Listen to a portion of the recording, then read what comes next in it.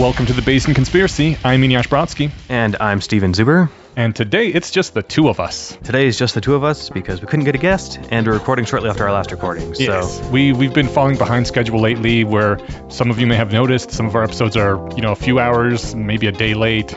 And we were just like, we really got to get on it. So this one is almost back-to-back with the previous one in recording. So this should fix that problem. We'll never be late again. That's our promise to you. Wait, no.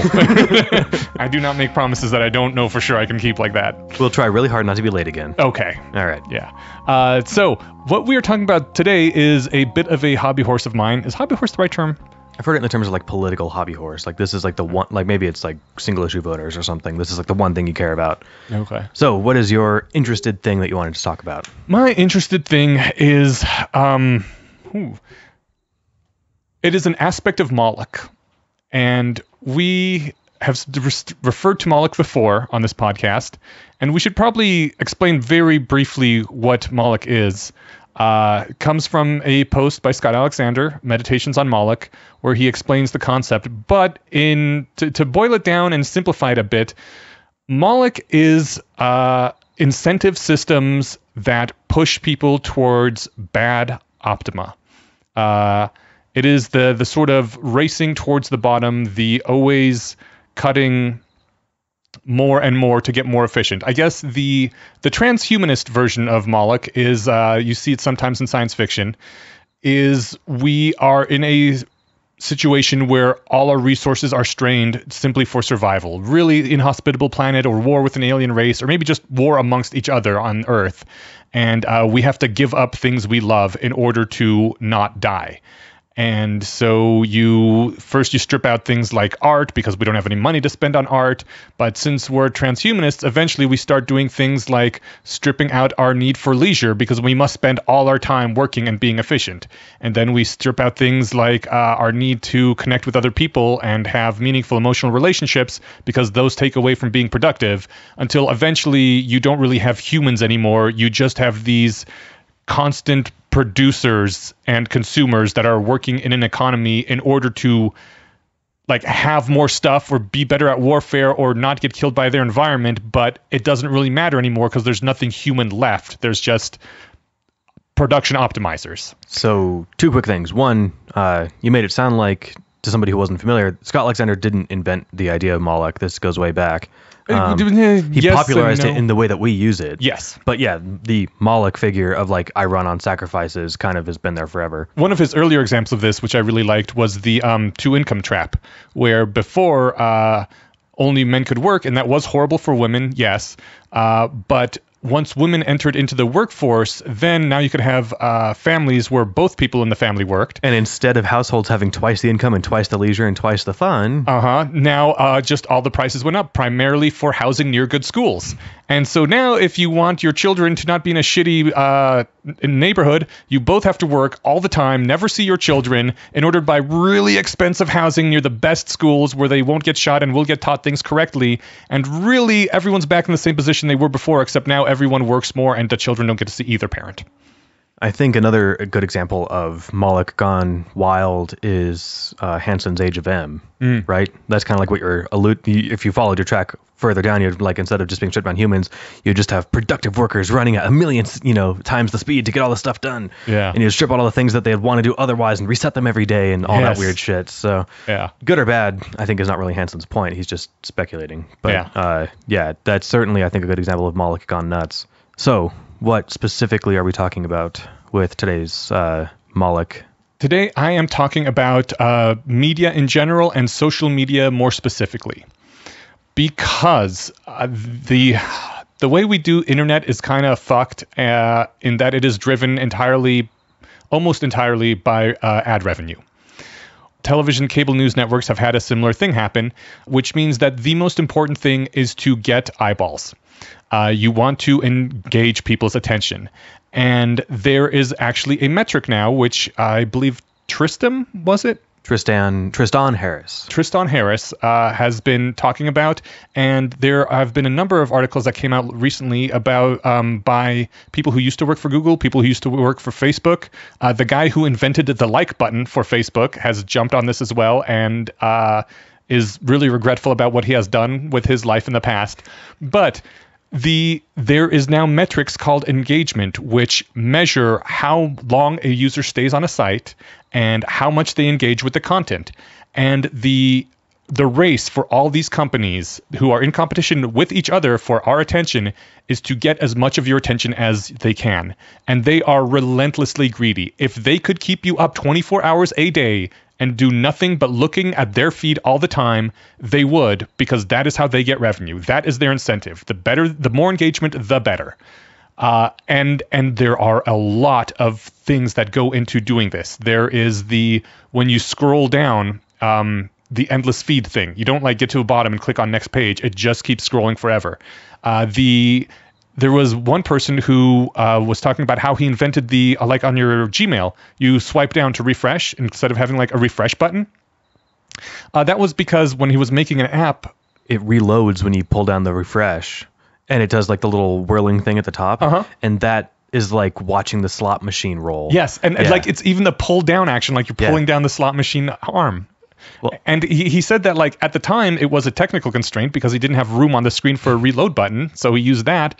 But nowadays things can reload constantly, like several times per second without a problem, and yet they keep that feature in because it gives you that little rush of dopamine. Am I going to get something new or am I not?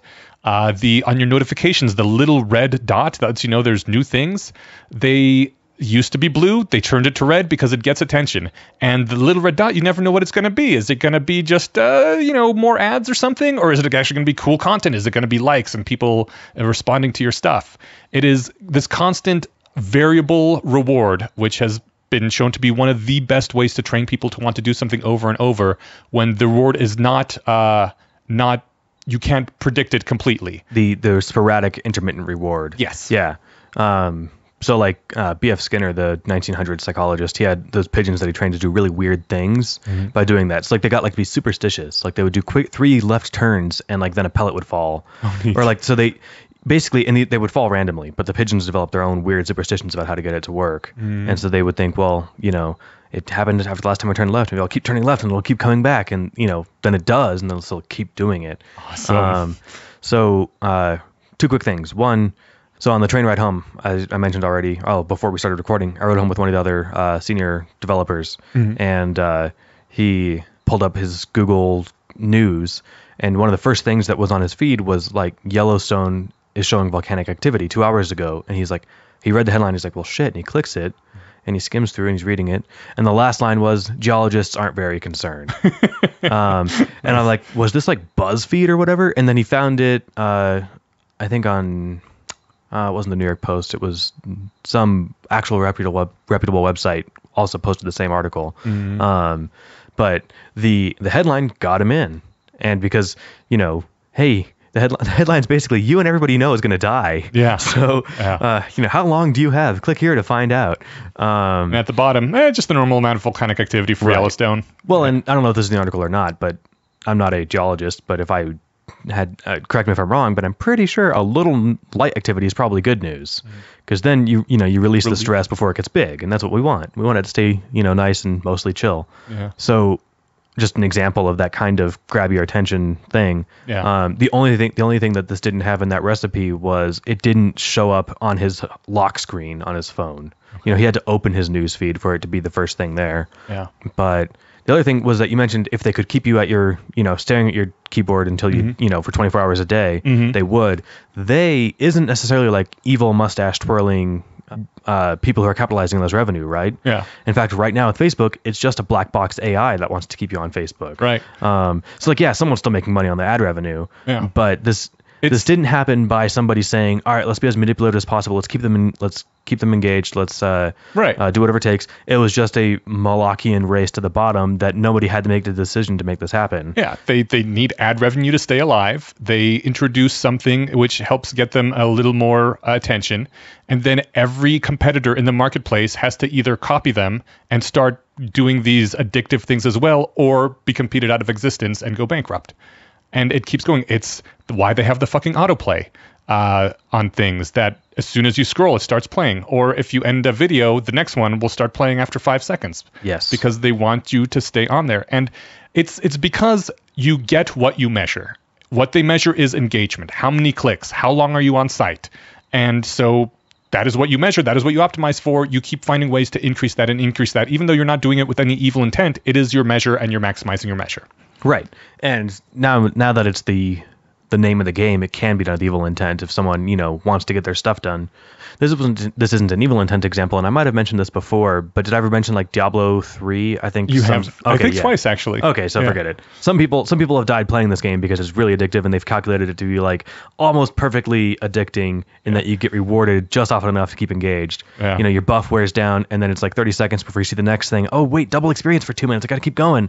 So while I was never enough into it to die. To die, I probably did hold my bladder or something playing, right? Because you're sucked in. So so all that is pretty bad. I mean, that's also how you get the fucking clickbait headlines like 21 things that something number 4 will shock you, or number 6 made me cry, crap like that.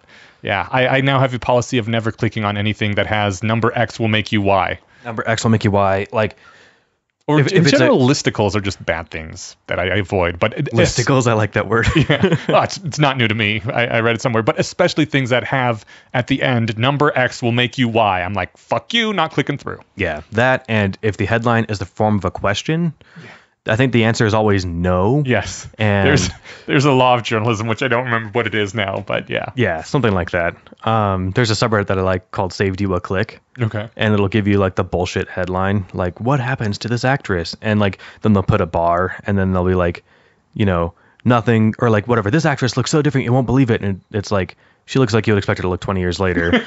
67 clicks. For them to get, and so they'll put in parentheses how many clicks it took them to get to the answer. Holy crap! And often it's 1 or 2, but sometimes it's dozens. Okay. So that's the other thing that you'll see on some pages. I don't go to most of these websites I saw links through from Facebook, and I haven't been on Facebook that much lately, but partly because of some of the perverse things that we'll probably get into. But yeah, you'll go to the page and it'll have whatever 10 bullshit things. They're not on a one page. You click the next button to get to the number 2, number 3, right. And then they get all new ads in your face. And almost nobody clicks these things, but people still want to pay to be seen there. So it's still money making, even if there isn't that much money going back into the advertiser's pocket. So this whole thing by itself is already really annoying, and it is bringing down all of the discourse because all of it is now something that has to shock you and get your attention and keep you in, right? But the really bad part about it, and the thing, I consider this, aside from existential issues like artificial intelligence or genetic altering, I consider this the most important issue of the day today. The most important thing that happens in modern life, short of actual existential issues like nuclear war or AI development. The fact that there is a strong incentive to turn people against each other to generate outrage. Because if you see something that pisses you off, you tend to engage immediately. And so there is this incentive now for the spreading of memes and other ideas, which is fracturing society, because people will jump onto one side or another, and they're very divisive and just there to get you riled up. I think the most... I don't think I should comment on the most recent thing I saw. It just a outrage generation machine. Oh, yeah. Well, and that's the thing, too, is part of... the machine gets kickstarted with that article, but then we'll do the rest by having these weird competitions to see who can be the most loudly outraged. Yeah. You can't be like, whoa, let's draw the line of violence. Like, are you shitting me? You're with them? We talked about that with the whole Nazi thing. We did. Right? Yeah. So it happened also with the Google memo thing. Yeah. Where, was it Google? Where that guy put out that memo about, Yeah. Where, I mean, he said some questionable things. He said he also had some sort of argument to make. It wasn't the greatest argument, but it quickly turned into, either you are a crazy feminist Nazi or you are the racist uncle, right? There is no in between. You have to be one or the other, and both sides hate each other after it's all over. Yeah, it's one of those fun things where like you can piss off both sides by disagreeing with both of them. Yeah. So it's like, no, don't get me wrong, I don't like the Nazis either. Yeah. but I don't want to set everyone I've never met on fire. And so like you can really piss off everybody. Yeah. And it doesn't matter. Both sides now think you're on the other sides. Yeah, it's sometimes you are, sometimes you aren't, but the whole drive is to make things as outrage generating and as hating of the people that are on your friends list as possible, because that drives engagement. That will get you coming back to Facebook for the next 3 hours, madly pounding away in the comment section of someone's thread, and the engagement number goes up. But all it does is result in this deterioration of society. I think it's a large part of the reason that Trump got elected. The continual outrage of both sides against each other. And one side said, you know what? Fuck you all. We're tired of your hippie liberal bullshit. We're going to elect this guy because he is not part of the system. Yeah, I mean, definitely. Electing Trump was a giant middle finger to everyone who was on the left, right? It's true. That example just still hits too close to home. This will all be funny in 5 years if we make it that far. Right. Yeah, I think you're right. There wasn't anybody 5 years ago saying, man, I wish that Donald Trump character would run so that we could get a reasonable person in our side, right? Yeah. This just turned into like we're pissing off Trump supporters, but don't get me wrong. I tell you what, if you're a Trump supporter who wanted Donald Trump to run in the 2004 election, you write in and let us know what your reasoning was. I will say that it's not that they don't have an argument. When you get attacked, when your side gets attacked a lot by these people that you think are obviously just the most pampered people who are rioting and calling for their colleges to fire professors when they're in the most liberal and safe and accepting place in the world. And you're like, what the fuck is wrong with you? And you do want to, flip them off and be like, yeah, take this. This is the guy that stands for everything you hate. Eat a dick. Yeah. I totally felt, I felt, I don't want to say agreement with them, but when I first heard about Trump and didn't know about him at all, for a week I was like, I could maybe vote for this guy because I am kind of sick of some of this bullshit. And then I realized who he actually was and what he was doing, and I was like, oh God, no. It would have been a great throwaway vote to give a fuck you, right? Yeah. So if he didn't make the candidacy, and it would be, there was the joke, I think the numbers were inflated, but probably one idiot wrote in Harambe as the president, right? So it would have been great for to make a social statement to your Facebook friends or whatever and say, I voted for Trump because fuck you guys. Mm-hmm. It turned out not to be so great. When they said, eat a dick, everyone, now we all have to eat that dick, and it's horrible. So this is not like one of those primo Dwayne The Rock Johnson dicks. This is fucking gross ass, what's his name? Donald Trump. Zing. Super zing. So all right, this is getting a little far afield, but shit. Now someone's going to feel bad about me describing ugly dicks. All dicks are beautiful. # all dicks. New text message noise for Inyash. I'm going to cut that soundbite. So where were we? Yes. The response to outrage. And so I think I felt I never felt inclined maybe to vote for Trump, but I did see where they were coming from in that, you guys are being dicks. And, I'm on the left. You're left of center, I think. I know. I just don't want to out you as a liberal. Sorry. I admit the shame of being a liberal. Yes. But even I can be aghast at some of my compatriots' behavior, right? Mm-hmm. And so, it's my social circle that I see sharing the memes of set these strangers on fire, right? Yeah. If you're the person that they say that they want to set on fire, yeah, you're going to feel inclined to respond to that pretty viscerally. And so I could totally see where this happened. And then you throw in some awesome propaganda machines and some other manipulations that probably happened, and things got really bad really fast. And it really disgusts me because the corporations live in this system too. They are seeing it go down. They are like the animals that start eating themselves because it's just the incentive are aligned. It's literally Malachian. The incentives are aligned to destroy the world around you, and you are watching it burn, and you're dying too, but the incentives are still there. Generate outrage, get that engagement rating, or else you're going out of business. That's it, right? Yeah. So it doesn't even have to be. Unfortunately, this fits great for someone who wants to use this for bad purposes, mm-hmm. because it's a great But they don't want to use it for machination. bad purposes. Like Google and Facebook both have a lot of money that they send into various altruistic and research causes. They care about the world, and yet this is driving them to burn down the society we live in. Oh, for sure. So I'm saying that there are the somewhat benevolent people like Mark Zuckerberg and Google. I'm sure I don't know a lot about Zuckerberg, but I get the impression he's somewhat chill. I've seen headlines for him wanting to be for minimum basic income and stuff like that. So how bad can he be, right? Someone's going to write in and say, here's the 50 reasons he's bad. Yeah. Click here to find out. By the way, he murders children. Right. But anyway, they can be, whether fully nice or awesome or just like indifferent to the outcome of whatever. But the system also works great for deliberate misuse. So, if you want to write a Twitter bot that will share, I don't like the vernacular of like fake news. Yeah.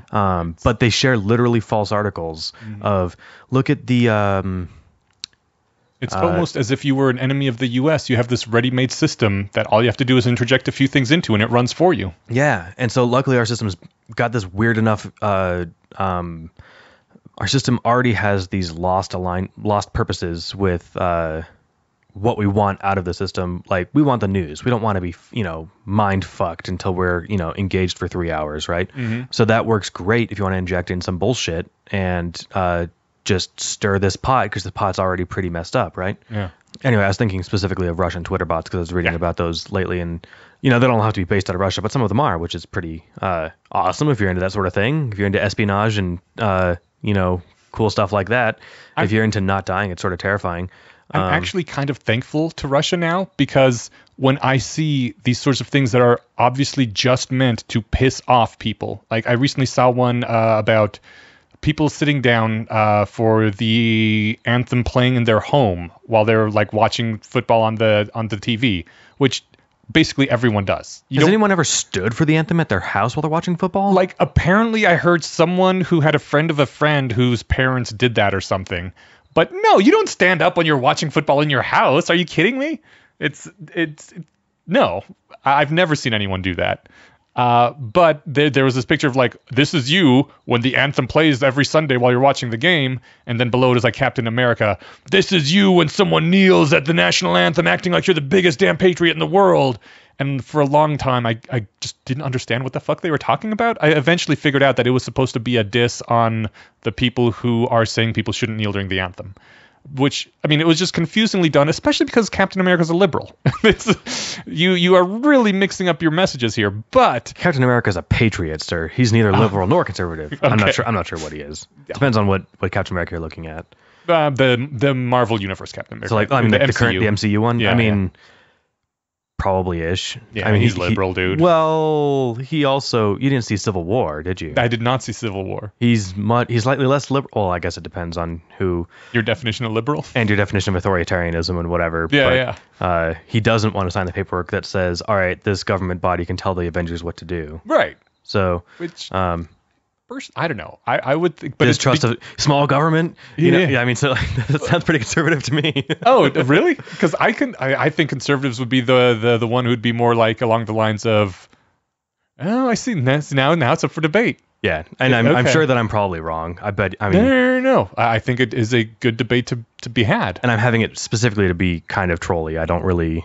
Well, I mean, because it's specifically after what happened in Winter Soldier, where he realized that he couldn't trust certain authorities. Well, it was more just like we should be in charge of ourselves because we know what we're doing. Even though we fuck up sometimes, we don't want, like, what if they tell us not to do something we feel like we should? Yeah. And the other side of that was, this is really not relevant, but the other side of that was Tony Stark was dealing with the guilt of having made Ultron and having a high body count on his shoulders. So he was like, no, I want to push the responsibility off onto somebody else. Then that way, if we go do stuff and fuck up, at least it's their fault, not ours. Yeah. Anyway, fun movie. You should check it out. Yeah. So regardless of whether Captain America's liberal or not, the meme was posted entirely just to infuriate people on the other side that would see it.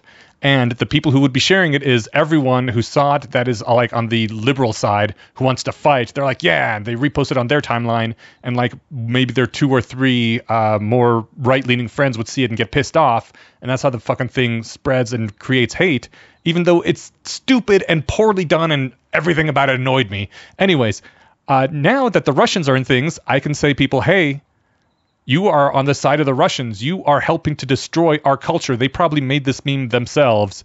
And the fact that the Russians are involved now is, I don't know. I kind of think it's like a thing to get people to stop and take a step back and say, am I being manipulated by an enemy who wants to see me die? For some people, I heard people pre-election saying, I saw some stuff on the news about like, they'd interview people in Russia, like on the ground and just say, what do you think would happen if Hillary became president? Oh, I think she'd start World War III. Mm-hmm. And they're using that as a motive or as a they basically, I'm going to vote Republican. What reason's going to put above it? They were bottom lining decision to vote, but they're using that as ammunition against voting for Hillary Clinton.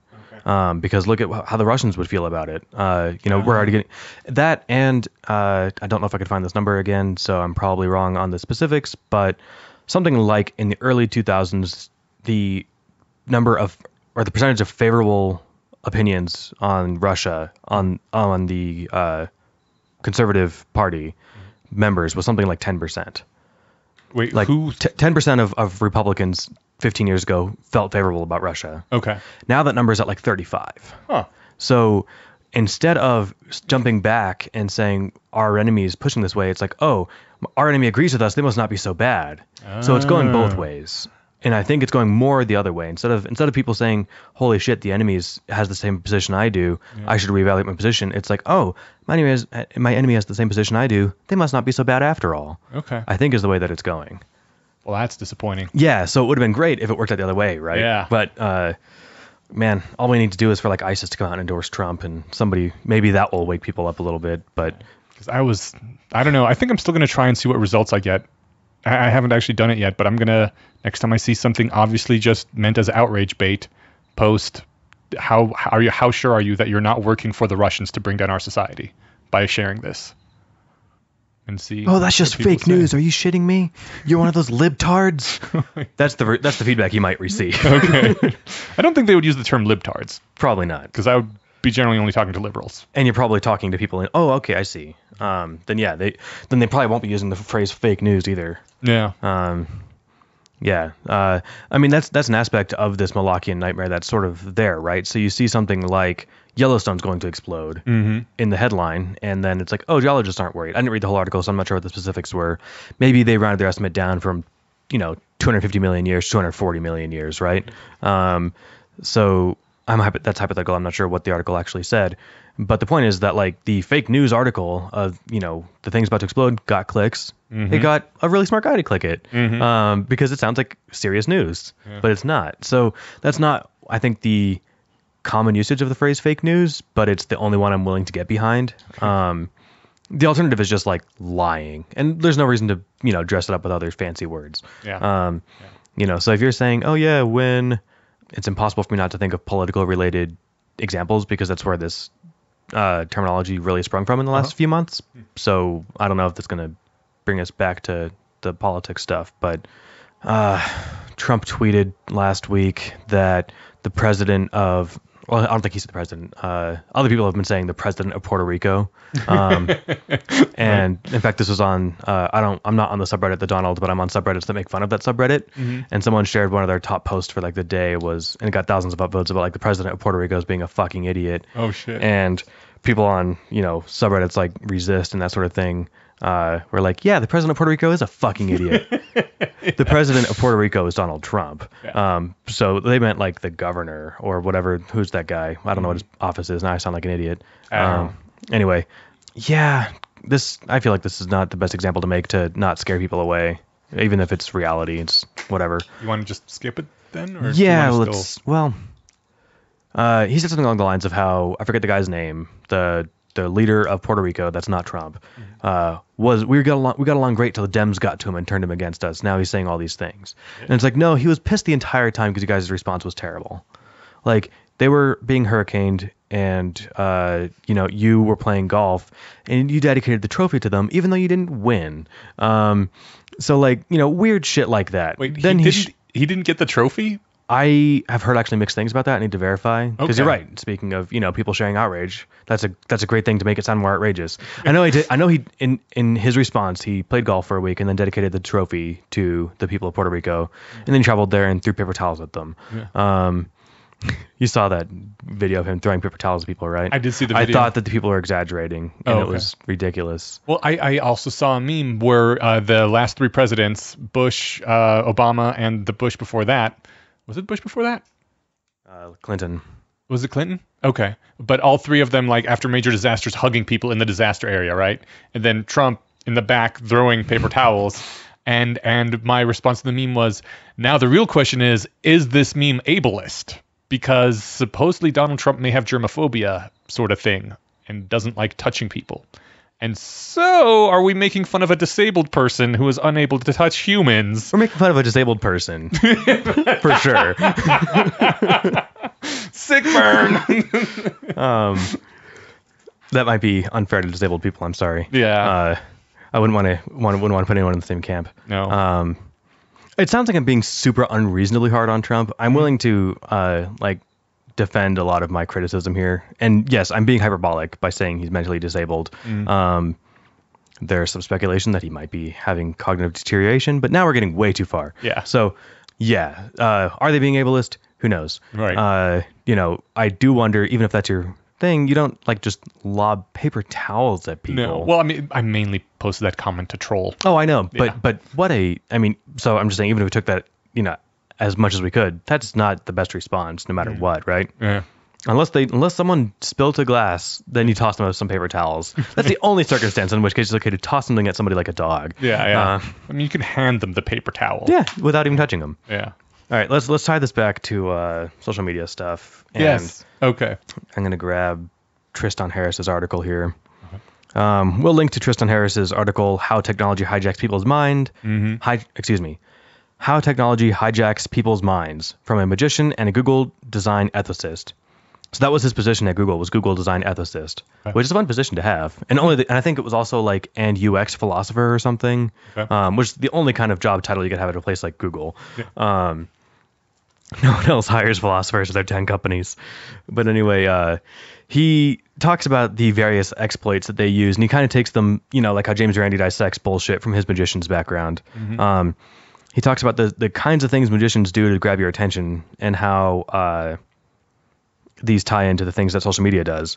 And some of them get less magician-y as you go down the line. But the first and foremost is, if you control them, hijack number one, if you control the menu, you control the choices. Yeah. So this is one of the reasons that I didn't like Facebook, is that there's no downvote button or any way to disagree without starting an argument.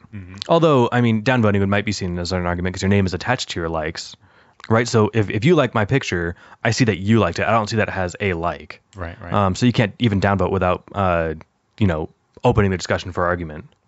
But the idea that what you're presented with really limits your options. The Facebook in general is just absolutely horrible. I strongly recommend to everyone to get Facebook Purity, which is actually called Fluffbuster Purity, because Facebook did not like them using their name. But yeah, if you go to FB Purity, I think you can highly optimize your Facebook browsing experience, get rid of almost all the ads, get rid of that annoying background color that people can do on their posts that makes it so it's much harder to tell ads from actual posts. I wonder if that was deliberate. That's because then you spend more time looking at ads because you think, I wonder if this is some friend's colored post. Yeah. Huh. That was my assumption the day that they rolled it out. I was like, oh, I see what they're doing. Fuck them. Yeah, that is what actually caused me to finally get Facebook Purity, was that. And I should have done it much earlier than that. Unfortunately, I don't think there's a option for phones. But I don't have Facebook on my phone anyway because I do not need to have heroin around me all the time. I want to at least only have the access to it when I'm sitting down. Yeah, but definitely get that. Facebook will not even allow you to share it on Facebook. If you try to share a link to it, they say, "Oh, it looks like you're trying to link to malicious content." Awesome. We will helpfully avoid you, poisoning your friends' feeds with this. You're welcome. And you're like, yeah, fuck you, Facebook. That's hilarious. Yeah. So it gets rid of ads and gets rid of some of the other stuff that makes it hard to tell ads from content. Yeah, it lets you optimize a lot of what you're doing with your on Facebook with your feed and so forth. Right on. I think I'm not sure if this is part of my YouTube plugin that I have on Chrome or if it's part of, if you can go into the features or into the settings on your regular YouTube, but you can disable autoplay. Yes, I do that instantly with every single service that has an autoplay. The first thing I do as soon as I know there's an autoplay is go and turn that off, because fuck that bullshit. I will tell you when I want to see more. I like leave it on Netflix because I tend to binge Netflix. Okay. The only other time, actually, this would have been a good excuse to leave it on. If I could leave. But you can just click. Yes. It'll play the next one. The difference, though, is that on my Xbox, the remote goes off after 20 minutes. And the average episode's like 21 minutes and 30 seconds, right? So I have to turn the remote back on. 15 seconds turning the remote back on. Yeah. Well, even if it's just 5, but then it sits there for 20 more minutes and burns its battery until it turns off just in time for me to turn it on again. Okay. Yeah. But whatever.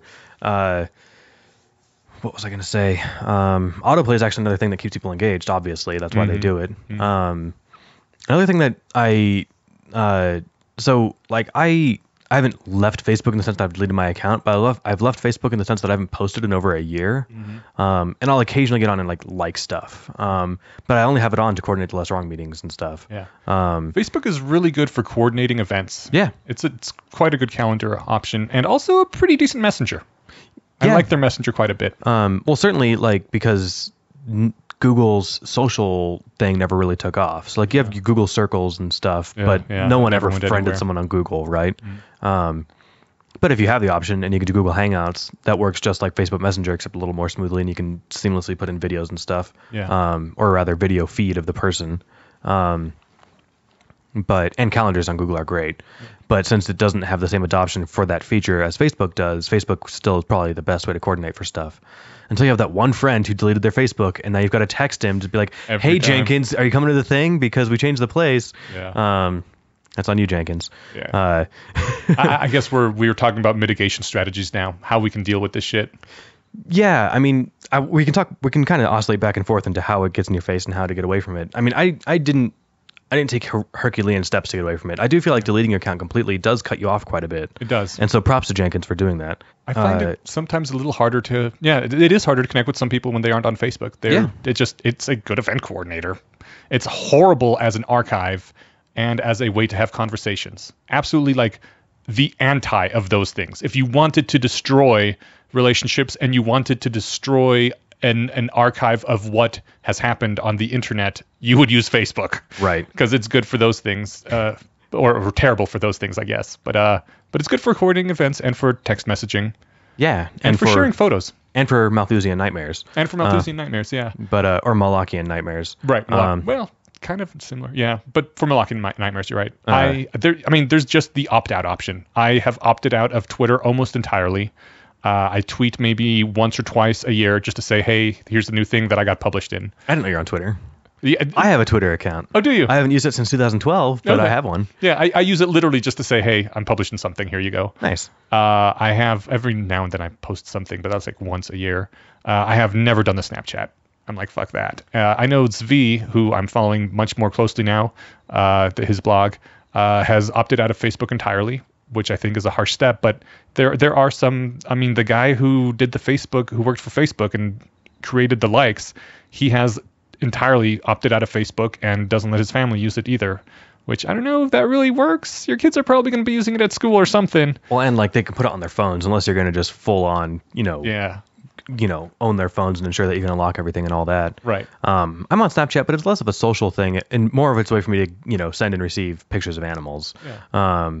So it doesn't take up memory, other than like the app, but you don't have to if someone texts me the image, it's saved in my history and I have to go through and clear out my messages once in a while because it ends up taking up gigs of data after a few months. Yeah. But Snapchat, a friend of mine has a Bengal cat that he sends me a video of like 3 times a week, and I like that. Cool.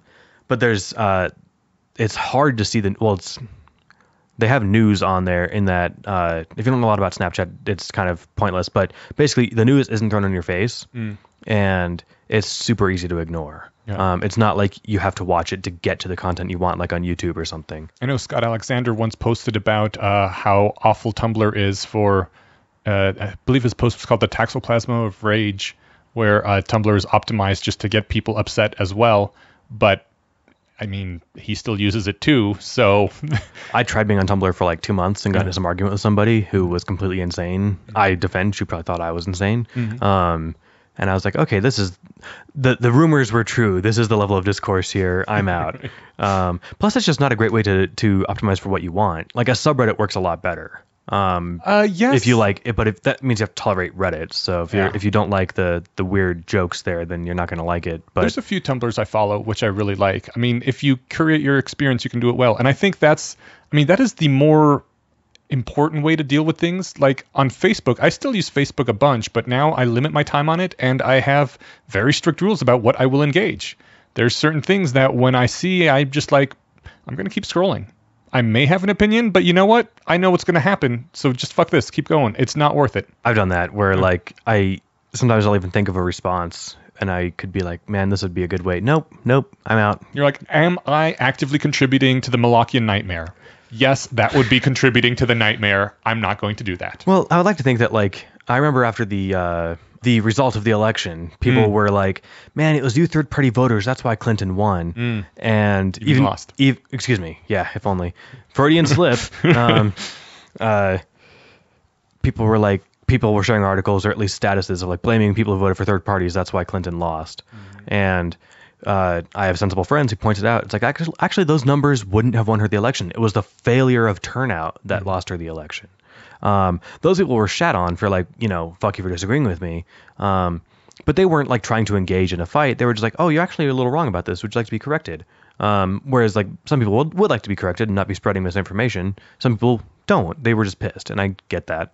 So one of the things I did with Facebook way before I stopped being on it, and actually it's probably streamlined my way to do it, is I disabled notifications from my phone. Cool. So I still have the app because at this time I didn't really have a computer that I was on all that often. I have an old Mac, or I had an old Mac that I, hate using because it's old. Yeah. 3 gigs of RAM and it's now 11 years old. No, wait, 10. Anyway, so I wasn't on the desktop version that much, so I had it on my phone. And yeah, lock screen notifications, that red badge that you're talking about. And I'm the kind of guy who can't ignore the red badge.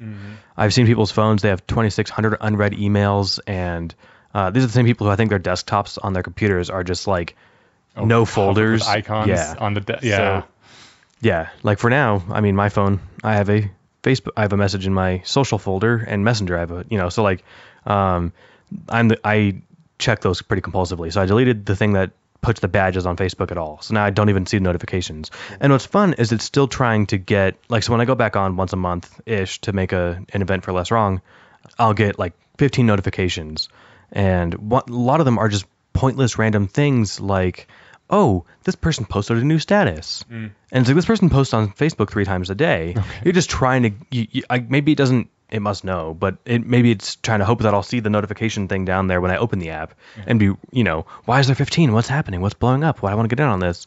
But it's just thinking of excuses to get me to get notifications.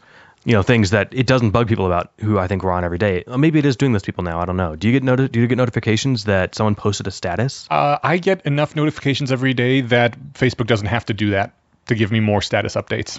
Yeah, so I was wondering if every now and then I'll see that like maybe once a month or something, but it's usually for people that like haven't posted in a long time, and Facebook will let me know they posted. Okay, so I wasn't wanting to be too like Shakespearean and assuming that this was something that they only did to people who are ignoring the app. No, maybe it's a new feature. They do target people who ignore their stuff more. Yeah. So part of what and we were talking about this a little earlier with Google Circles that makes something like Facebook kind of insidious, makes it sound like they're being deliberately bad, but whatever, is that there isn't really a competitor, right? Oh, you don't want to use Facebook? Try LinkedIn. It's like, that's not a social network to get together. And in fact, I don't even know if there's an events thing on LinkedIn. There definitely is, actually, I think. Okay. But it's mainly for like, hey, Denver Startup Week is happening, next month. Yeah. But it's not for like, want to grab a beer. Yeah. So there isn't a competitor. There isn't a competitor to YouTube that anyone really uses. Like, people try to get stuff off the ground, but YouTube is pretty big and monolithic at this point. There's just no. I mean, there's sometimes Vimeo, Dailymotion. Yeah, but I mean, you basically YouTube stuff. And I don't have Vimeo or Dailymotion bookmarked, right? Or like if I go to type in VIM, it doesn't bring up Vimeo on my taskbar or my URL because I don't go there often enough. Yeah. I only go there if something links me there that YouTube didn't host or they didn't post to YouTube for whatever reason. I consider social media to be a new technology basically at the same level as alcohol. What I mean is that they both are extremely addictive. They make people feel good in the short term, which is why they're addictive, but they have very bad long-term consequences, and they're very easy to abuse. And I don't remember where I heard this, and I tried to look it up recently and couldn't find it, so maybe it's bullshit. I remember hearing once that every culture, when they first discovered or were introduced to alcohol, had about 100-year period where they stopped doing anything useful. That's amazing. Yeah, where they're going along, they're being fine, they're having normal culture, alcohol enters the picture, and then for the next 100 years, they're basically going to the shitter, nothing is working well, and eventually the culture figures out how to adapt to alcohol and integrate it, and now people can use it like with some level of moderation. And China had a similar thing happen with opium, although that was also due in large part to the British pushing it on them for profit's sake. But again, new technologies like that can really fuck things up for a while before we invent social technologies to deal with it. Ways to have some alcohol in moderation, ways that we deal with this disruption. And I feel like we are still in the area where we have not figured out how to deal with this disruption, and it's currently fucking up our society beyond, all recognition.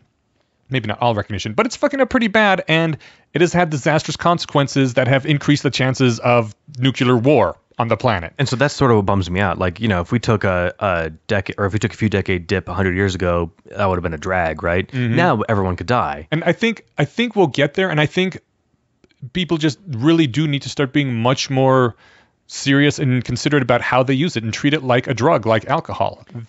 When do you want to use it? Make sure you're using Facebook. Make sure you're using social media responsibly. Don't Facebook and drive, or whatever the new thing would be. Don't Facebook angry. I don't know.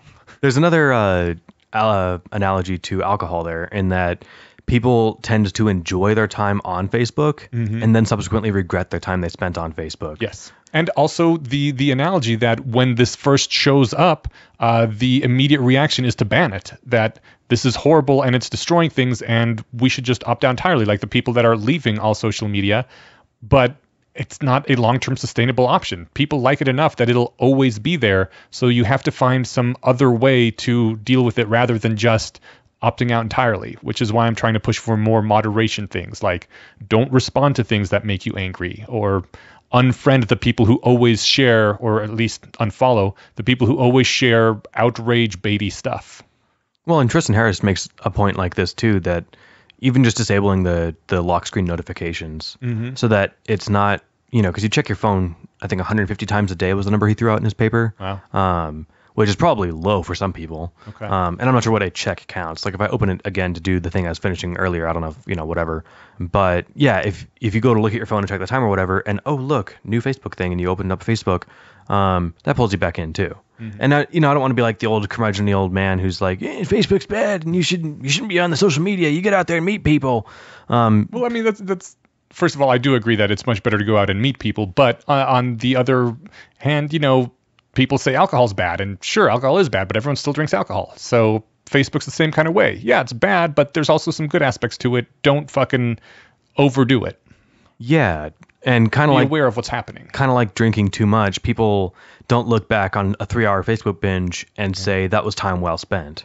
Yeah, I think keeping it from jumping down your face all the time by having lock screen notifications enabled is one thing that people could do.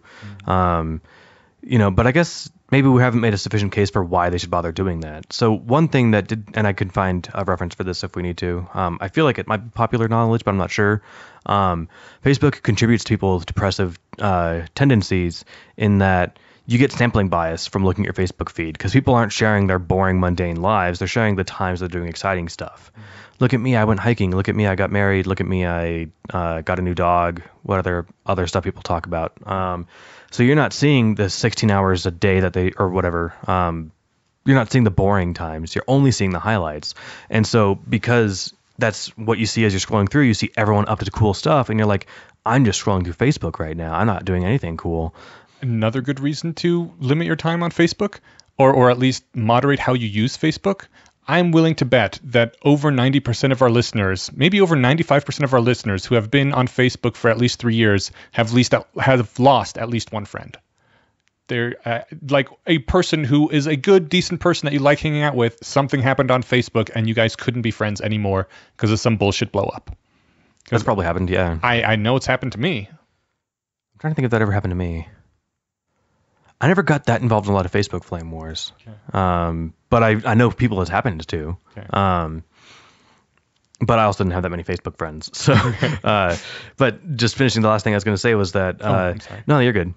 You get a sampling bias. And yes. So people don't, especially if you already are predisposed to depressive tendencies, you get this idea that everyone else is up to all this cool stuff and you're not. And that bums people out. We do have, Matt, I remember when he heard that we were going to talk about this, had a thing to say when I was going to say that social media is awful and really is destroying our society.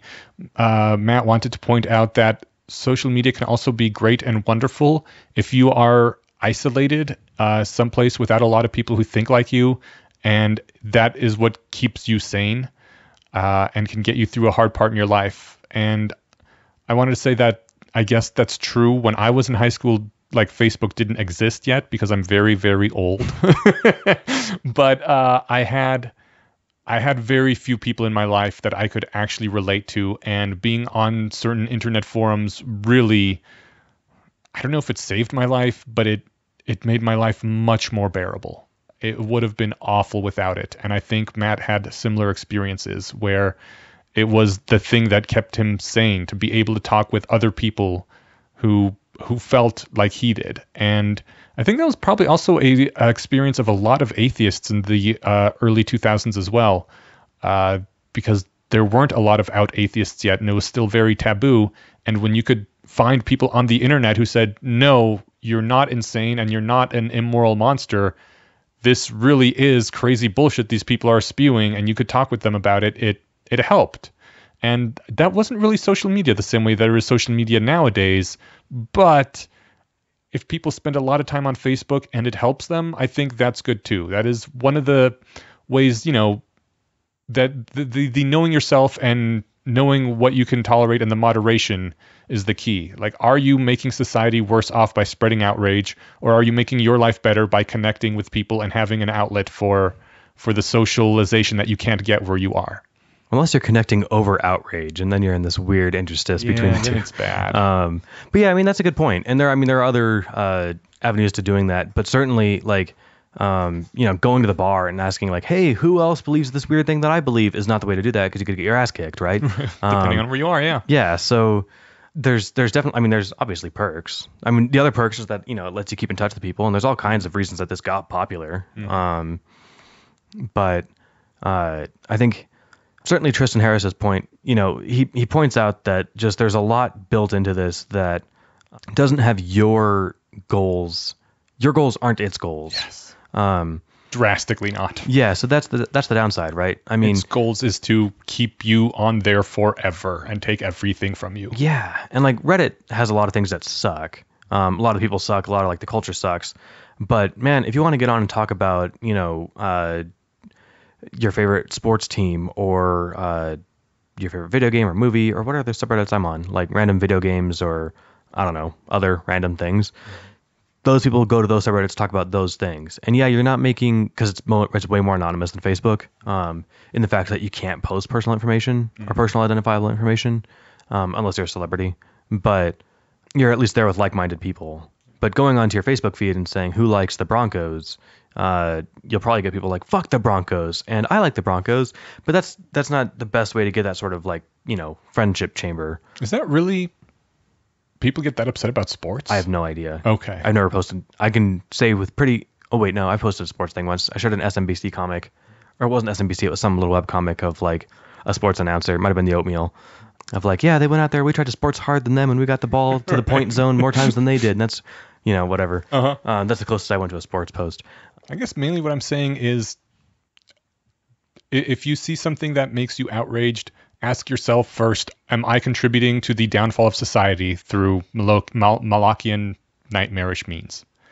And then don't do that. And when other people do that, I don't know. Like, maybe I don't know how to say to someone politely, I think you might be destroying society. Yeah, that wouldn't be the way I'd put it. I liked your way of saying, have you considered that you're working for the Russians by sharing this? But I don't know what kind of response did you get to that. That's interesting. I've been rambling for like 10 minutes. Okay. So Do we want to move on then? I don't feel like we've covered this that well, but I don't know what else to say articulately. Yeah, I think once we've run out of articulate things to say, we may be done. All right, let's try this really quick. I'll jump through and I'm going to read the essay is not that long on Tristan Harris's website, which is tristanharris.com. Pretty catchy name. I can run through and read the top, like the 10 hijack things. Okay. So it's the hijacks that take over your mind. Yeah. So we talked about hijack 1. We can just respond to these or run past them if you want, but I thought it'd be fun. Hijack 2, put a slot machine in a billion pockets. We kind of talked about that. We did. Where you never know what you're going to get, and that refresh is nice. And a lot of the refreshes are calculated. So like you said, the one on was it Gmail was an accident at first, but that's how you reload your Twitter. And according to Tristan, when you refresh your Twitter account or your Twitter feed, and it spins for a second, it doesn't take a second. That's there to get you focused and ready. A lot of this, I think, has come off like, again, grumpy old men, Facebook's ruining the world kind of thing. But it's more just like you might not be aware of all the ways that it's calculated to maximize your time on screen. And that's not what you want out of Facebook, but that's what Facebook wants out of you. Yeah. And it's not just Facebook, it's everything, which, is part of the problem. Hijack number 3, fear of missing something important. Right. And that definitely kept me on for a while too. Oh, really? I have come to accept that there is nothing super important on Facebook. If it's important enough to actually be important, I'll find out about it in some other way. And I no longer expect anyone to see anything that I put on Facebook. Like if they do, great. That's why I put it on Facebook. But I do not assume that just because I put it on Facebook, it's now common knowledge. Yeah. Well, I think that's part of it. The other thing maybe is just defining like what, the important part means. Like, I would certainly hope that if like a family member was in the hospital, I wouldn't hear about it on Facebook, right? Yeah. I'd hope someone would call me. Yeah. So, or text me, who uses their phone as a phone. I do want to also right now, I don't think I've ever said this before, but I would like to come out very strongly in favor of seeing people in meet space. There is something very different about actually feeling like the vibrations as they speak. The actual feeling sounds hitting your eardrums, of like smelling them and being able to touch them and interact with them and reading all their body language. I think that is just vastly important and a hugely deep psychological need that we have, which Facebook kind of mimics and pretends to fulfill, but it really doesn't. You still feel kind of empty afterwards almost all the time. And I think if people were able to take that time that they use on Facebook and somehow, put it all in a row. I mean, that's the problem with Facebook, right? You can't spend that time socializing because it's like on a train, you check it for 10 minutes or something. But if you could somehow take all that time and just stick it together at one end of your week and meet people face to face, just so much higher quality of interaction to see people in meet space. I enjoy in-person conversations more too. Yeah. There's something to be said about like a good text conversation, like via instant messenger, because then I can articulate myself better. I sound better in typing than I do in speech. Right. Less you can think things through. Exactly. But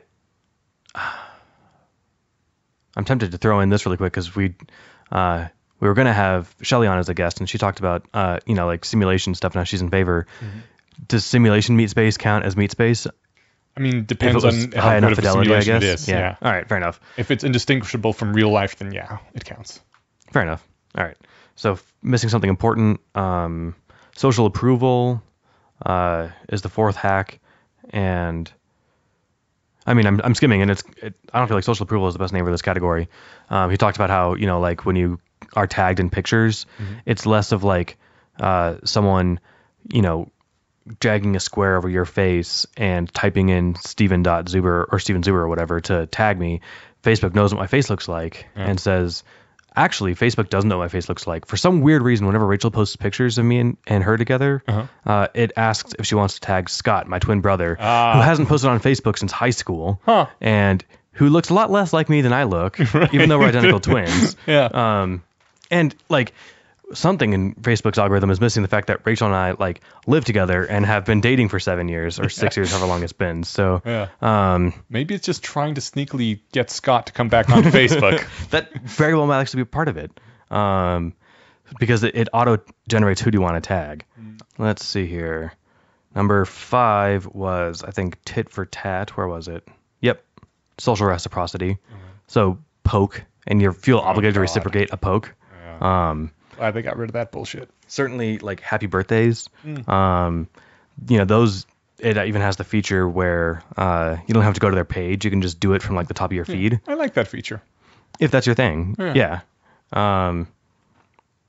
Let's see. Number 6, bottomless bowls, infinite feeds, and autoplay. We talked about autoplay a bit. Yeah.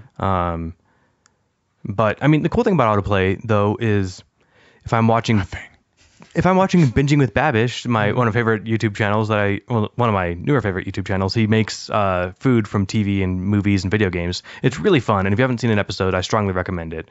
He just has this fun presentation and delivery, and he posts the full recipe on the description if you want to make it.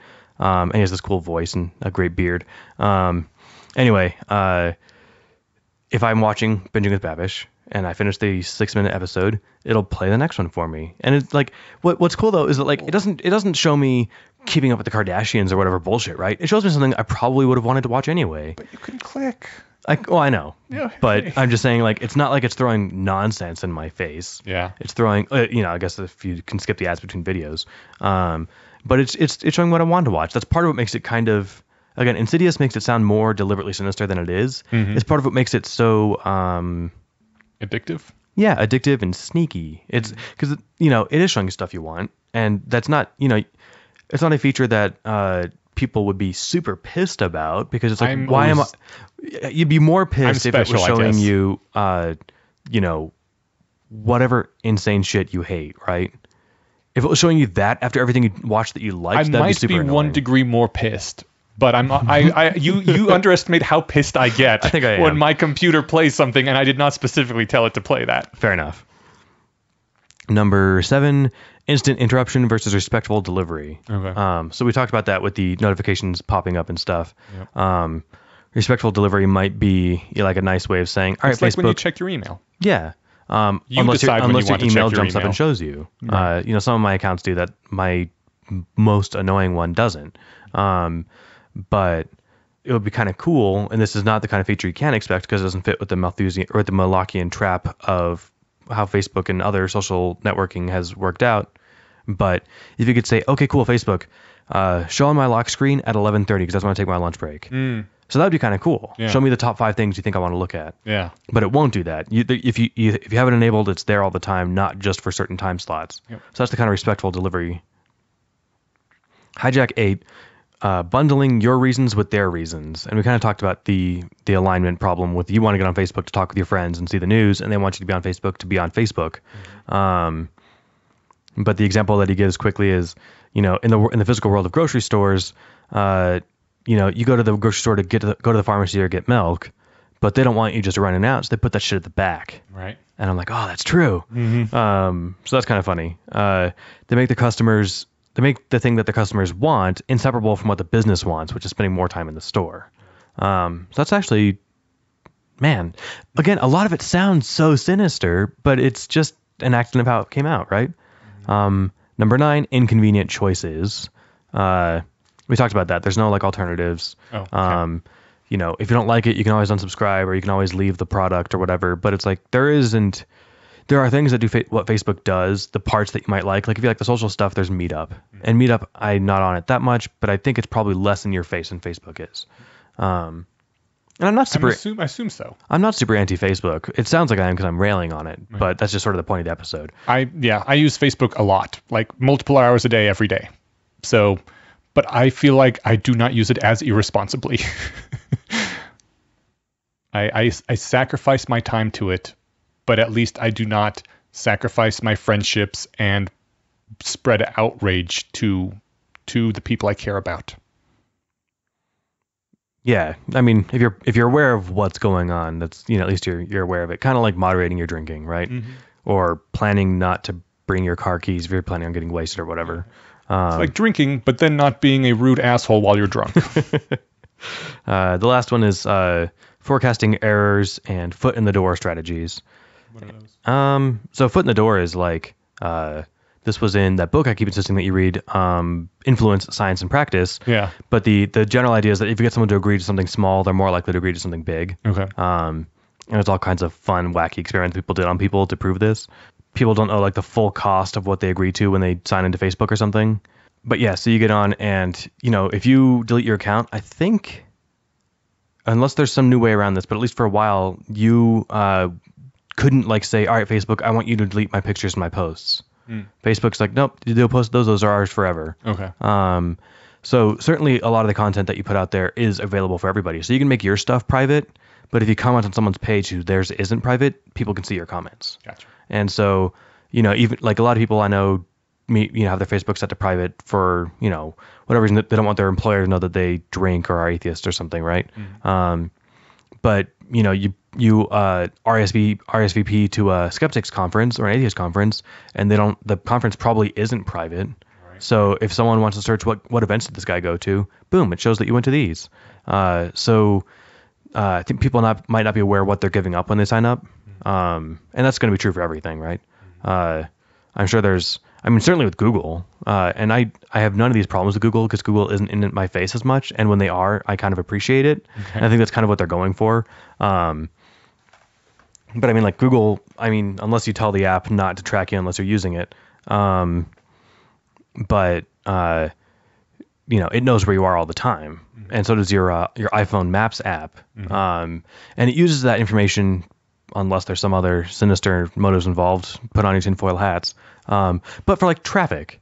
So I know how long it'll take to get to your place from the light rail station because of everyone else who's taken that route. Well, and there's enough people with their phones in their cars. Yeah. They don't even have to have the Maps app open, but it knows how congested traffic is because these cars are moving really slow. Yeah. So it can give me an accurate time distance, not if the roads are empty, you can get there in 10 minutes. It gives me 26 minutes or whatever, right? So, there are good things behind a lot of these, but, you might not know that, hey, my location is always available for people.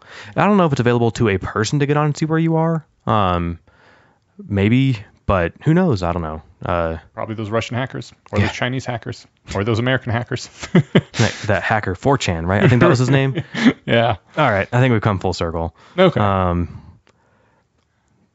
We need a guest, I think, to keep us reined in. Yeah. I had fun. I did too. I hope you guys had fun. We're going to move on to listener feedback. Yes. Actually, before that, I want to do like a sort of in-depth co-host feedback thing. Let's do it. Okay. So Shelly, who has been a co-host a couple times, was talking to me about a earlier episode. It was the emotionally charged conversations episode, where I made the claim that someone shouldn't be judged morally bad because they are factually wrong about something. And Shelley had pushback with that. And she said that, no, I think there are many cases where you can judge someone to be morally bad if they are factually wrong about things. And I wanted to address that for a while because I sort of think she has a point. I mainly go back to my my days on the atheist forums where every now and then you would be talking about at the time it was evolution. You would be talking about evolution stuff with people, with theists, and this was back when there was no, God-directed evolution thing yet. Well, it wasn't popular yet anyway. And they would make these really absurd claims which were just gross misrepresentations. Like, if I were to go and fuck my dog, there wouldn't be a half human, half dog hybrid that pops out of that, which is what evolution says should happen, right? So just something really stupid. But then that gets pointed out to them as not being true, and they don't update. And for a normal person on the internet, that's really just infuriating. But there are professional debaters. Dwayne Gish comes to mind, Ken Ham, who will go and they aren't professional debaters. They are professional bullshitters, and they debate occasionally. Yeah, they're professional clergy in some manner, and they debate people occasionally. And they will make certain claims that are factually incorrect, but sound like they could be plausible to the people who are not educated about evolution. and the people they're debating with will set them straight. They will explain the situation to them. They will sometimes, after the fact, if it's like an online debate, or just afterwards, if they remain in contact, they will send them evidence and citations and all this, and they will say, "Oh, okay, great, thank you for setting me straight," and then continue to repeat what they said over and over, the stuff that's wrong. And I believe those people really are morally culpable for spreading falsehoods, right? I didn't hear Shelley's full position here. Mm-hmm. I just heard what you said. Mm-hmm. But it sounds to me like the distinction could be if they're lying or not. Yeah. Not if they're spreading misinformation. Like if you're accidentally wrong and someone points it out, then, oh, my bad, I'll stop saying that. Yeah. I don't think, depending on the damage you did, you'd have to go back and try and put out fires. But like Ken Ham knows that he can't say scientists are all, he can't say science is on his side, right? Yeah. And every time he does, he's lying. Yeah. And but see, I want to like now take this to someplace where people could be plausibly wrong. By that I want to say, at Burning Man, I got to introduce Grover Norquist before he spoke at a event, which was really cool. I don't know who that is. Oh, Grover Norquist. He's probably most well known for being the guy who organized the pledge that all Republicans signed now, saying they will not raise taxes. He has sort of a right-wing think tank that he heads up, and he mainly hates the expansion of government power, and he wants to rein in government and reduce the size and the power of the federal government. And one of his major tools for that has been to have this pledge that all Republicans sign saying we will not raise taxes, which has been responsible for huge amount of gridlock over the past decade, 2 decades, which a lot of people dislike him for. But he's basically a big political guy. Anyways, I introduced him. I was like, oh my God, I am talking to someone who has talked to like every president personally so far. I am now 2 degrees separated. This is awesome. I don't know if he's talked to Trump actually, but he talks to Congress people often on a first name basis with them. And someone near the end pulled out a gotcha question about global warming. And here is where I say that if you are going to try to gotcha someone, you should be at least as intelligent and read up on the subject as they are, because he's a global warming denialist, but he's extremely intelligent and he has read a lot about it. And when he explained why he is a denialist, I was like, I can see his point. There is a lot of misinformation out there, and even like just semi-plausible doubts that you can create if that is your industry, to create doubt about things like whether tobacco causes cancer or whether carbon is warming the globe. And so once who was it? Richard Feynman said, the most important thing is not to be fooled, and you are the best person at fooling yourself. Something along those lines, right? I think your first formulation was close enough. It was close enough. Yeah. Okay, right. And so when you're really smart and know a lot about researching issues, that doesn't make you impervious to wrong opinions. It just means you're even better at finding ways to justify your wrong opinions. And he is terrified of large government. He wants to cut it down. He doesn't want government in his business and telling him who he can or can't marry, or what drugs he can or can't do, or whatever it is.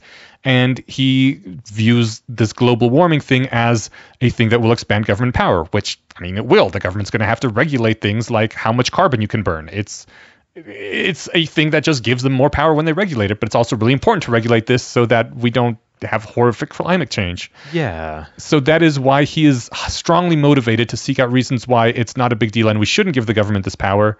And that was when I was like, oh, I see.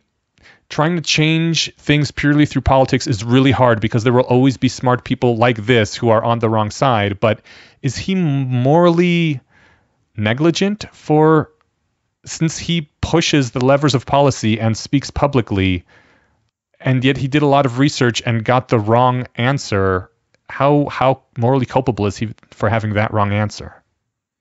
I want to kind of take that in order, but I wanted to get clarification on something that you said right at the beginning of that, which was that if you're going to ask a gotcha question to somebody, you need to be as informed as they are. Do you mean that in just the case of gotcha questions? If you're going to say whatever this guy's name is wrong about climate change. Do I need to be more informed about climate change than he is for me to say that? Just to say that he's wrong, no. But if you're going to try to engage him in a public forum, you're going to end up looking bad and scoring points for him. Absolutely. Okay, in that context, I totally agree. I thought you were saying something much more egregious that I was going to kick back on and saying that I have to know all the ins and outs of intelligent design theory to call Ken Ham a bullshit artist. No. Just don't try to engage with him in public about it because he's going to make you look bad if you haven't read up as much as he has. Okay, I thought you were challenging the epistemological standing of the person making the question because they weren't as informed as he was. No. But you were just saying, if you do it this way, you're going to cause bad fallout. Stop. That's what you're saying. Yeah. Okay, cool. So how culpable is he? I'm tempted to say still a lot. Especially in a question like climate change, I feel like, yes, he's very intelligently wrong, but not excusably wrong. Okay. He thinks that he knows more than 97% of scientists, and like those 3% are kind of like I imagine many of them are like the people who, the evolutionary biologists who have PhDs in biology, but have been young Earth creationists their whole life, where they just go to school, often with funding, to get a PhD so they can say, I'm a scientist and this is all bullshit. And he had some arguments as to why that 97% number is inflated. Even if it's 90, right? What if it's something more like 47? I would be curious how he got that number. Right. And I'm sure he could give me a really awesome reason because this is his job to argue this. Yeah. But I don't think it's 47, but he has reasons that he thinks it may be drastically lower than 97.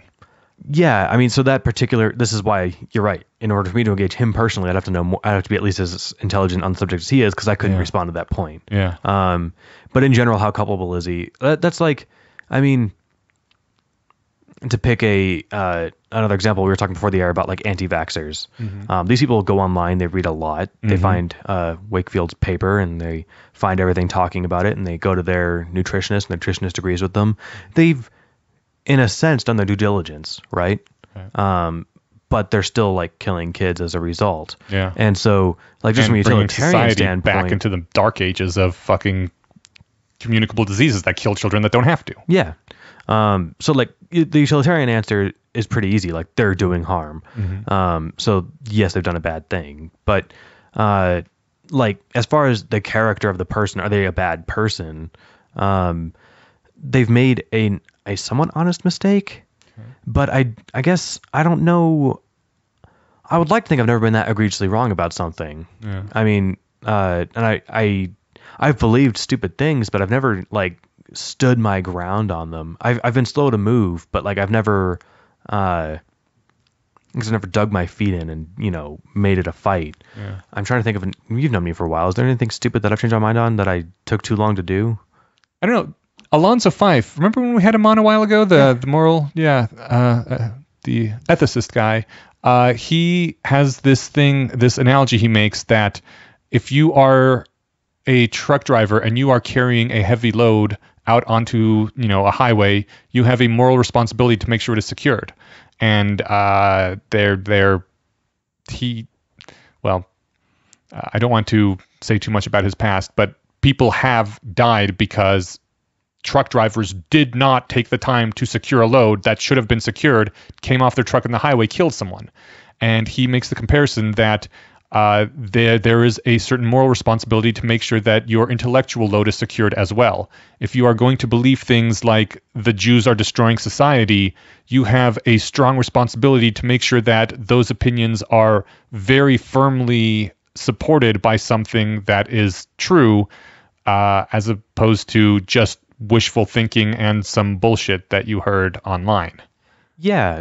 So that's similar to, I think I mentioned ages ago on the podcast, Clifford's Ethics of Belief, where he talked about like the boat captain, is my ship seaworthy? Exactly. That sort of thing. Yeah. But the difference between the boat captain and presumably the truck driver is that they didn't give themselves a bunch of sophisticated arguments to, yes, my load really is tied down, I'm good. Yeah.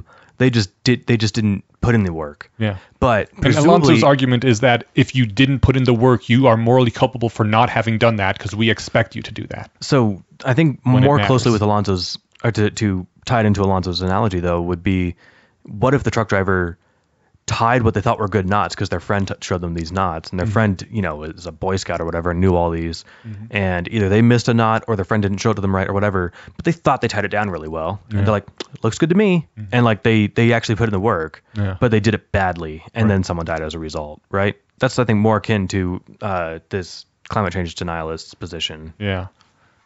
And I don't know how to hit that. Yeah. I mean, the topic we were talking about on that episode was the Google memo guy. And I mean, he made some claims with some level of backup, but probably not. It's still a little bit controversial, and he was obviously not the right person to say him, but he also wasn't making a public argument when he made this memo. Yeah. Yeah. I mean, can you make a bad argument in private? Right. I think you're much more less culpable if you make a bad argument in private instead of just going to the microphone and screaming this at people, right? Yeah. But anyway.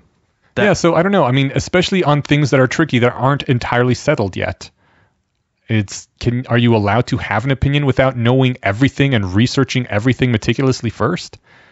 He read some things. There are some people who agree with him that it's not a wrong on the face of it position. Some of the things he said could have some evidence for them and could very well end up being true. Is evolution settled? Well, how much of it? I mean, yes, we know evolution happens. The central thesis of evolution. Yeah, very much so. But there are clever arguers who would disagree. Right. And they'd give you all these reasons. So like, I don't know if climate change is as settled as evolutionary science. But to say that humans have had no impact on global climate over the last 2 centuries, I think is like saying evolution never happened. Okay. At least to say they have had no impact. You can I think intelligently debate the fallout and how much or whatever. Yeah.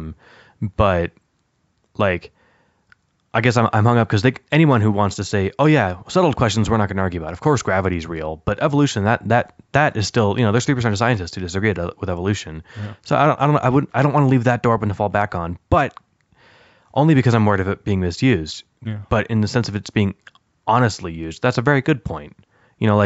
Are eggs good or bad for you? There's some disagreement, right? Yeah. And turns out human dietary science is really hard, and I think that is an open question. Maybe there's somebody with a good book out there who has proved that they're awesome or bad for you, but I don't think that that consensus has made the rounds yet. So, and I think if you read the book that proves that they're awesome or the book that proves that they're bad, holding that opinion, even if you're wrong, I mean, at least it was understandable. But that's a truly unsettled issue, right? Yeah, or that's one where like you can't point to, the human foundation of knowledge of like the last century disagrees with you. But there are some people who would disagree with some of the things that the Google memo guy said as strongly as we disagree that evolution and climate change is, up in the air. And they would say, if you are saying that he has some possibly good scientific points, rather than just saying he is as stupid as Ken Ham or a climate denialist, then you are as morally bad as those people are. Like, what do you say to that? I say I never actually read his memo. I'm not sure. Okay. I'm not sure what claims he made. I know one of them was like that women go for more people-oriented positions and men go for more thing-oriented positions. Yes. That is the main one that I'm talking about right now. And so that I don't know how settled that is. Right. That strikes me as vaguely possible, or at least vaguely plausible, actually. I mean, there might be something to that. Anecdotally, I can think of examples that fit that. Yeah, but there are some people who would say that if you even are entertaining that possibility, you are as deluded as someone who says that evolution doesn't happen, and by not having, researched and accepted all the people who say that is the case, you are a sexist pig. Well, then they're losing me right away, right? You don't win people over by calling them names. That's if true. They had said, hey, look, Steven, I don't think your position on this, or I don't think that your tacit endorsement that this is a valid line of inquiry is as valid as you think it is. Have you read this? And they link me that, and I'm like, oh shit, you're right. I've completely changed my mind, and then I'll say that. So that's the difference between like being honestly mistaken, or at least understandably mistaken versus being outright dishonest. So I guess it varies on how how well supported the thing actually is and how much of an impact that belief has on the world in combination? This is actually a really tough question because, Yeah, it is. I mean, you can and have people, well, you haven't, but people have written books on how 9/11 was an inside job and how it couldn't have happened this way. Right. And yet, like, the official story is almost definitely, certainly, mostly true. So, like, or another good one, like the Kennedy assassination, is actually pretty settled, and it's been settled for decades. But even people today are still, he couldn't have done it by himself. Even, and one of my favorite, this never go to Penn and Teller's bullshit for anything like remotely demonstrating proof of anything, because they made it to be funny. They didn't mean it to be super serious. Okay. But in one of the episodes, they talk about one of the arguments is like that this guy couldn't have fired those 3 rounds that quickly. And Penn Jillette, who, he's like, I don't think I've ever held this gun before. He fires off 3 rounds in less time than that. Okay. And so like that clearly isn't one of the things that would have slowed this down. Right. But like how much harm are you doing if you say that, who was it? Lee Harvey Oswald that shot Kennedy. Yeah. If you say that he didn't act alone, like, all right, whatever, you have fun talking about that. Yeah. But, if your claim is something, again, like vaccines are bad. Yeah. Like then you're literally killing children. Yeah. So part of it's the fallout. But like as far as like your epistemological integrity, you're right. I don't want to blame people who make an honest effort and do the wrong thing, even if bad stuff happens. That maybe you're not bad people. You're bad people if after having the alternative put before you in a friendly way, and or if you refuse to engage, maybe you're a bad person. Like if this is now your sacred cow and you won't touch your anti-vax beliefs because you're afraid that you might be proven wrong, so I'm just not going to read your paper, you lying big pharma shill. Right. Like that, I think speaks poorly of your integrity. I really wish I knew what Unit of Caring would say about this. The Unit of Caring is my favorite Tumblr by far. Just an amazing Tumblr, always interesting, and a genuinely good person that runs it. And one of their big things is not calling people good or evil, just evaluating situations and saying this is a bad situation, I wish it were to be better, as opposed to, you are a bad person. Maybe I should send in and ask, see what they how they would respond to this. Is Tumblr easy to find old stuff? I don't think it is. So if they had talked about this before, you'd really have no way of finding it easily? Yeah, I think you can Google it. Okay, cool. That makes sense. But you can't search within Tumblr's interface. Because you can scroll through their history and you can go to to the archive where it shows pictures of the posts. Yeah. You know what? As long as you can Google it, I don't care. Yeah. I think that's one of the reasons Facebook is such a horrible archive, because you cannot Google things posted on Facebook. Now, every couple months, every single link that I've ever put on Facebook, I go and I copy onto my blog just so that I can search. Because I've had a number of times where a few months later, like something came up and I was like, oh yeah, let me link you to, oh shit, that was on Facebook. Scroll. Ah, fuck, I can't find it. So I've done that so I can Google search the things that I have posted on Facebook. Nice. Yeah. But anyway, so this might be out there. Yeah, there's something that I like about that. I mean, I like saying that people can be good people. I'm not a huge fan of saying people are bad people. I do think that you can say it's unfortunate that you're this way, but that's depending on how you're saying it. That's super pretentious, right? Yeah. But the fact of the matter is that the anti-vaxxer down the street, we could have gotten along great if they hadn't been exposed to the wrong ideas. Yeah. And of course they're thinking the same thing about me. If only this guy wasn't some brainwashed big pharma idiot. You would stop poisoning children with mercury. Yeah. So, but so maybe that's part of it. The specific claims that they make. So if this, I forget the guy's name at Burning Man, the global warming denialist, Grover Norquist. If he had said, the temperature hasn't gone up in the last 50 years, then he's lying. But if that's not one of his arguments, then there's a discussion to be had. So an anti-vaxxer who keeps insisting that there's mercury in vaccines, even though they removed thimerosal, the mercury derivative, well, it's mercury in the same way that it's the same way that salt is sodium, or or the same way water's hydrogen. Yeah.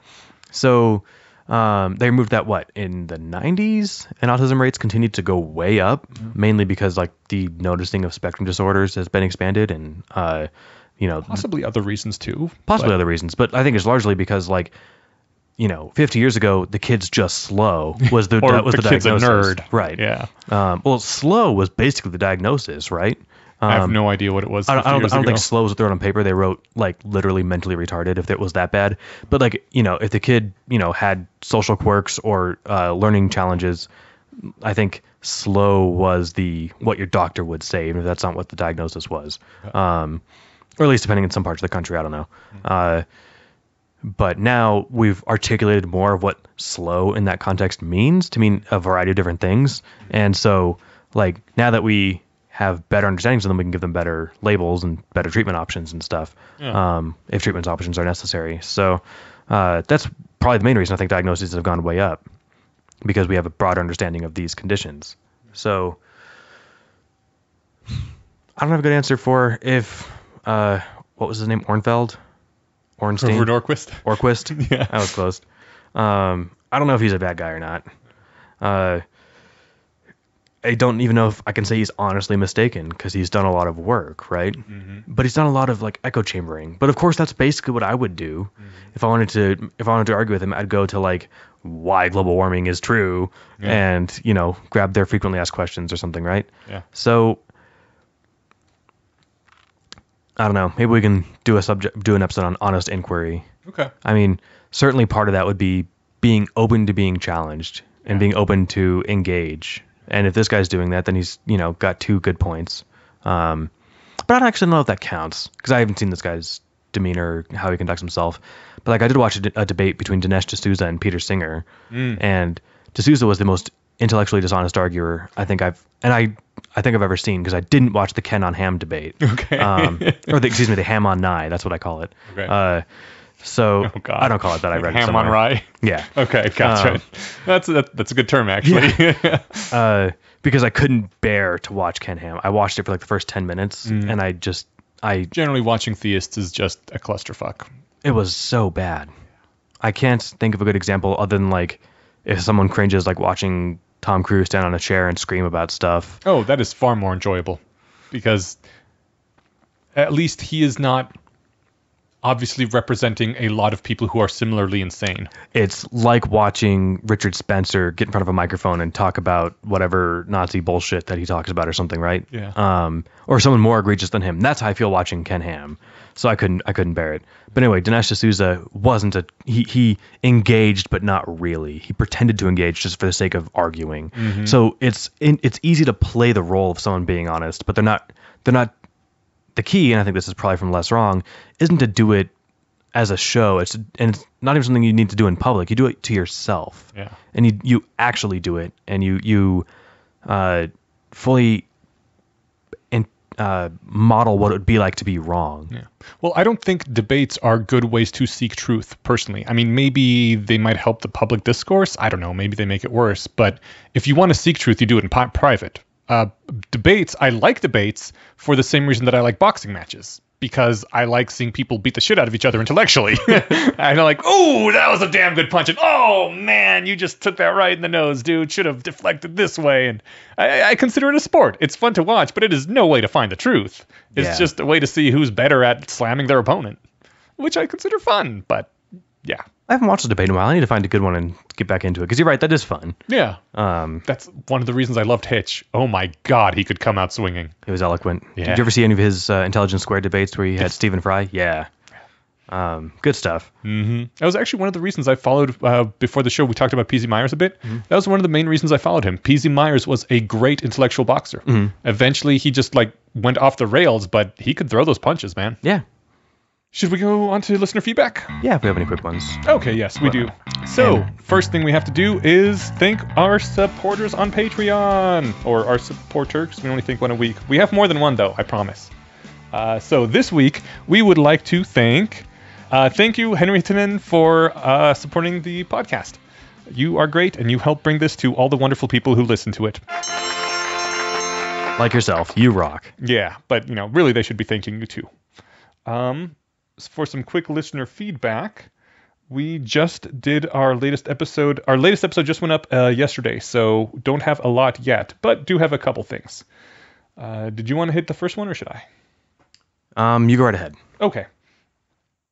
Googleplex Byte informs me that I was wrong about Georgia's taxes on intellectual property. They are set to a percentage of the value, so no one would be able to own pervasive concepts as value of a monopoly. No one would be able to own pervasive concepts as value of a monopoly on them would be more than the revenue a company is capable of making. He gives some examples how, for example, the intellectual rights to comedy films in the U.S. is if they are $10 billion every 5 years, a 10% Georgia's tax on the intellectual property of comedy film would cost the holder $1 billion a year, which is roughly equal to the gross revenue that Warner Brothers takes each year. So it'd be simply too expensive for even the biggest companies in the world to own such generic intellectual property. The intellectual property whose value has grown large enough, such as Disney properties, would reach the point where it would be financially infeasible to keep holding them. And the people who are holding on these IP would only be able to cover their taxes if they're actively using them to generate revenue covering it. That is interesting. I don't know a lot about Georgia's taxes, so apparently I should read up on this, or more likely have someone on the podcast to discuss them someday. That would be interesting. Sounds cool. Yeah, I certainly think that it sounds like it anticipated my reductio ad absurdum of, like, what if high fantasy is my IP and you can't write in that universe or in any universe that has magic, right? What if somebody said, like, nope, magic is my domain. You have to give me $1 for every page you write that, isn't a magic book or something. So that seems like it would be handled in this framework, which is awesome. I think the thing that most jumps out at me is that where did this number of 10 billion come from? Like, who knows how much comedy films are worth? Why did we assign the value 10 billion? Maybe comedy films done well, distributed to people who know how to do them very well, could be worth 200 billion in a year. Or is that how much they make every year? No. He said Warner Brothers has a gross revenue of 1 billion a year, but Warner Brothers covers a lot of things, and there's a lot more companies than just Warner Brothers. So who knows if it's 10 billion, and also maybe it's only a $1 billion idea. Like, how do you estimate 10 billion? It sounds like very quickly you get into questions of this is impossible to put a number on. Yeah, that maybe we'll have to look more into that to get a better idea. That's interesting. Like, how do you estimate the value of Mickey Mouse? Maybe Disney can get X amount of dollars from him, but if he was open to the public and anyone could make Disney stuff or Mickey Mouse stuff, it could be worth tenfold more. How are you going to argue to Disney, you know what, you say that Mickey Mouse is worth $10 billion to you, but it's actually worth $100 billion in real terms? Like, how are you going to argue that? Yeah, plus, like, you can't just say I have an idea that's worth $1 billion. Right? Well, you wouldn't want to, because then you'd have to pay 10 or 100 million a year in tax. Even if you're not making the $1 billion off your idea? Uh-huh. Oh, yeah, then screw that. Yeah. Keep your $1 billion ideas to yourself. Right, exactly. Okay, right on. And I think we talked about this, but I will read it just in case we didn't. Athator says, in the context of EA, there's a huge example that pops into my mind with cryptocurrencies, the remittance market and the unbanked. Consider that 600 billion gets transferred from migrant workers to support their families in their home country each year. Money transfer operators take exorbitant fees for transfer, up to 20%. Allowing people to use cryptocurrencies for transferring rather than going to these organizations is basically a direct money transfer to the poorest individuals who need it, and direct money transfers are considered an effective EA thing. That all sounds great, but I'm curious where those numbers come from. $600 billion are moved from migrant workers to back to their families every year? That is linked to a Wikipedia article on remittance. It seems reasonable across the entire world. That's just a lot. I was just surprised. Yeah. Okay, cool. And maybe some places charge more. I was thinking like Western Union or like your bank will charge you like $40 to do an international wire of however much you want, right? So it's not a percent cut to... it depends on what you're using. That's true. Maybe going across... Well, no, I did one international wire when I worked at the bank. I don't think it was a percent, but maybe that was just the credit union I worked at. Also, both of them had bank accounts, right? Oh, yeah. Yeah, lots of times you don't have a bank account on this side where you're sending it from. They don't have a bank account on that side where they're getting it from either. Oh, I wouldn't even know how you would move money in that case. No wonder someone could charge some crazy fee for that. Yeah, exactly. Okay, yeah, my bad. I shouldn't have. Well, no, I'm glad I was skeptical. Yeah. Sticking to my guns. Damn straight. Thanks for backing yourself up, though. Who was the commenter? Ethator. Nice. Yeah, says that this basically could increase, is the equivalent of a net donation to the poorest families in the world by billions per year through the use of cryptocurrency. That's super awesome. Yeah. And if Reese wasn't aware of that figure, he definitely needs to be made aware of it, because that sounds like the kind of thing he should be pointing out. Yeah, we'll tell him. Also, consider, he says, Athator, consider that there are still over 2 billion people on this planet who do not have a bank account. Imagine the wealth transfer to those individuals who are probably living in a barter economy if they have increasingly gained access to the internet and they can utilize a global currency like Bitcoin. I wonder how you cash out your Bitcoin in the third world. Because you can't buy groceries with it. Maybe you could if people start accepting it. If everyone else in your village is like, yeah, sure, I'll take Bitcoin. Okay. I mean, it's a fiat currency. That's all you need to do is get everyone on board with accepting it. Well, as long as there's an adoption rate, that's what I'm saying. Yeah. Cool. That's awesome. I mean, certainly, if it's a barter thing where, I want to buy stuff from you, I can give you Bitcoin. So certainly, you don't have to, go to put a down payment on something with Bitcoin or whatever. If you're just doing it between people, that's exactly the kind of circumstance that I think it works great for. And you don't have to pay banking fees. You don't have to deal with a lot of banks where if you don't have a minimum down payment or a amount that you direct deposit every month, they charge you money. There's all sorts of late fees and other things that a lot of people get trapped into. Not late fees, but overdraft fees. Sure. Yeah. All these things that could be avoided with direct transfers via Bitcoin.